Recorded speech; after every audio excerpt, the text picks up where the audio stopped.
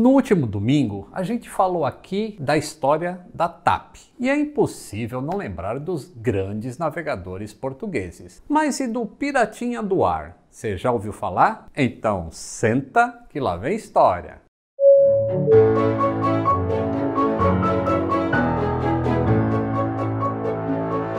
Saudações aeronáuticas, tudo bem? Tudo bem. Pois bem, como a gente sempre faz, quando conta histórias das companhias aéreas, raramente falamos de coisas ruins que tenham acontecido, como acidentes e sequestros, porque, via de regra, esse não é o foco da história da companhia em si, e só valem ser mencionados se impactam diretamente no longo prazo daquela empresa. Então, quando a gente contou aqui, no episódio 513, a história da simpática companhia aérea de bandeira portuguesa, não mencionamos, por exemplo, um único acidente fatal da TAP, que aconteceu na Ilha da Madeira em 1977. Esse acidente levou as autoridades a encontrarem um jeito de tornarem a pista de Funchal mais longa, fazendo o aeroporto muito mais seguro hoje do que era antes. Mas hoje a gente vai falar de um outro evento, e que teve um desfecho bem mais tranquilo, digno de um almoço de domingo. Então, gajo, prepare aí seu bacalhau alagareiro, abra um bom vinho alentejano e conheça a pitoresca história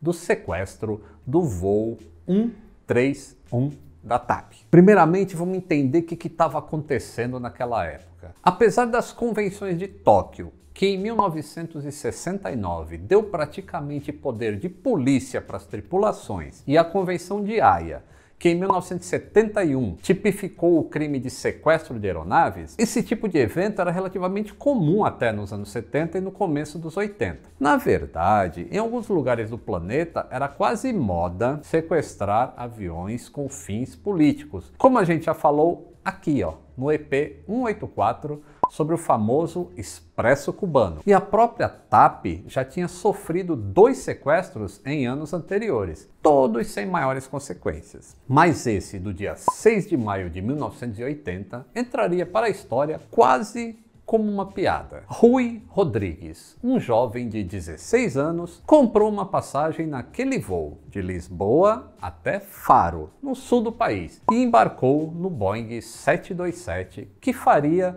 o voozinho curtinho naquela noite de terça-feira. Ele sentou ao lado de 2 passageiros que conversavam animadamente sobre a criação de um sindicato de trabalhadores no setor de aviação. Demonstrando algum nervosismo, ele perguntou onde era o banheiro, e assim que o avião decolou, ele levantou e foi até lá. Como na época não havia raio-x nos aeroportos, ele tinha conseguido entrar no avião com uma arma de pequeno calibre, contendo 6 balas. Estava escondida dentro de um rádio de mão. Saiu do banheiro, abriu a porta da cabine de comando, que também não era blindada como é hoje, e entrou empunhando a arma e ordenando: "Vamos para Madrid, vamos para Madrid." Os 2 pilotos e o engenheiro de voo foram pegos de surpresa, mas com o jovem tremendo e empunhando a arma, não tiveram outra opção. O comandante Coutinho Ramos, o primeiro oficial José Correia Guedes e o engenheiro de voo S. Rodrigues começaram então os procedimentos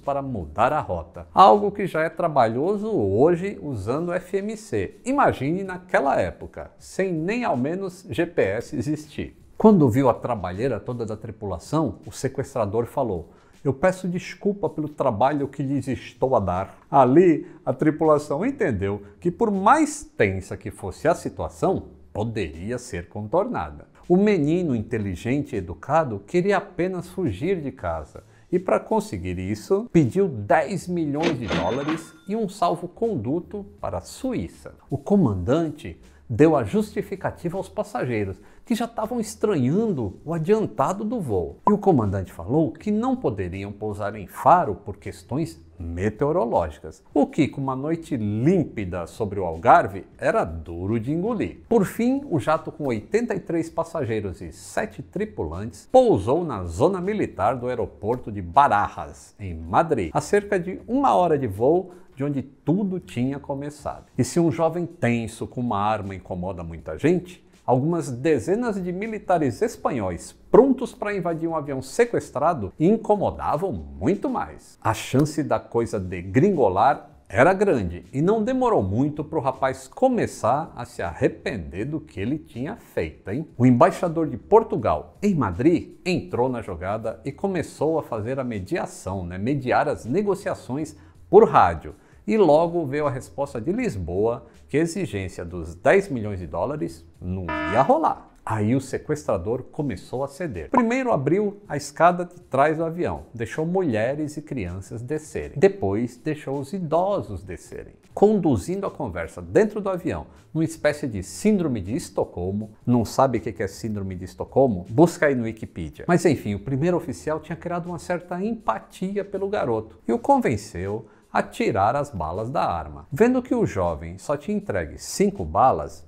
o tripulante perguntou sobre a última bala. Aí o sequestrador respondeu melancolicamente: "Esta é para mim, eu vou acabar por aqui mesmo." O momento que, segundo o relato do então copiloto, foi até emocionante, acabou com o jovem cedendo. Mas agora eles tinham outro problema: convencer as forças espanholas a não entrar no avião. Então os pilotos disseram para a torre de controle que continuavam sob sequestro, só com a tripulação, e que partiriam com destino desconhecido. Para se livrar do problema, os espanhóis abasteceram o avião e autorizaram a decolagem. Só no ar, a caminho de Lisboa, anunciaram que o sequestro tinha terminado. Ao chegar à capital portuguesa, policiais e jornalistas esperavam ansiosos. Assim que Rui foi levado pelos policiais, o primeiro oficial cumpriu a promessa que tinha feito a ele durante a negociação. Entregou a pistola para a polícia e, ao chegar em casa, já tarde da noite, ligou para a mãe do rapaz, que obviamente já estava muito nervosa. Afinal,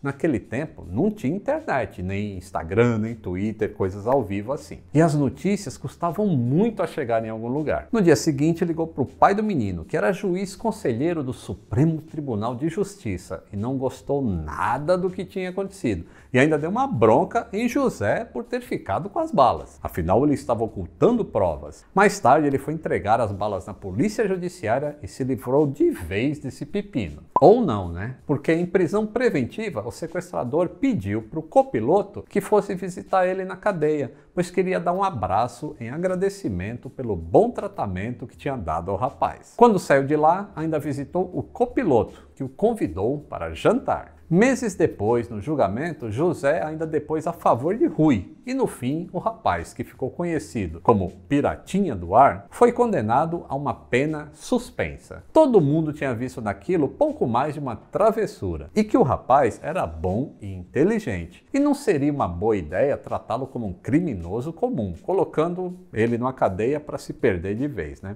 Por fim, já adulto, Rui tornou-se um produtor de televisão. Hoje em dia, dificilmente um sequestro semelhante acabaria tão bem quanto esse. O mundo depois do 11 de setembro, aliás, dá uma olhada no que mudou depois de 11 de setembro, é outra coisa. E as autoridades estão muito menos tolerantes com qualquer tipo de crime na aviação. E isso se reflete na segurança. O número de sequestros hoje em dia é praticamente zero do que era até umas décadas atrás, quando aconteciam às dúzias. E tornou-se algo tão raro que dificilmente a gente escuta falar de um sequestro. Além do que, as tripulações são melhores treinadas. Existem agentes de segurança da aviação civil que também estão mais preparados e tem um sistema muito mais robusto, que faz com que muitas das poucas tentativas acabem frustradas antes mesmo do avião pousar. Na verdade, eles nem chegam no avião. Por outro lado,